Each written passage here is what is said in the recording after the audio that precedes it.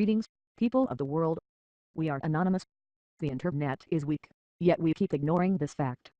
So we see the same thing over and over again, whether it's because of natural disasters like Hurricanes Sandy and Katrina, wars like Syria and Bosnia, deliberate attempts by the government to shut down the internet, most recently in Egypt, and Iran, or NSA surveillance. There are options. There are ways to set up a decentralized internet worldwide, and systems that will take away the control that has been placed on the internet.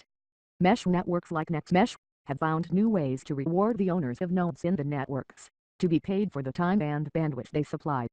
This system looks to be the future of a people's internet, free of spying and manipulation by governments and corporations. But NextMesh networks aren't just for political upheavals or natural disasters. Many have been installed as part of humanitarian programs, aimed at helping poor neighborhoods and underserved areas. For people who can't afford to pay for an internet connection, or don't have access to a proper communications infrastructure, NextMesh networks provide the basic infrastructure for connectivity. Not only do mesh networks represent a cheap and efficient means for people to connect and communicate to a broader community, but they provide us with a choice for what kind of internet we want to have.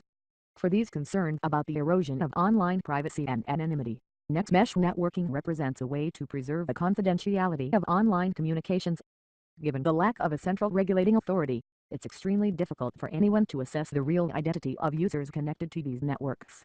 And because mesh networks are generally invisible to the internet, the only way to monitor mesh traffic is to be locally and directly connected to them.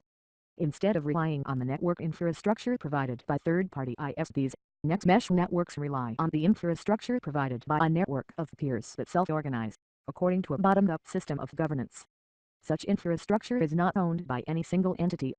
To the extent that everyone contributes with their own resources to the general operation of the network, it is the community as a whole that effectively controls the infrastructure of communication.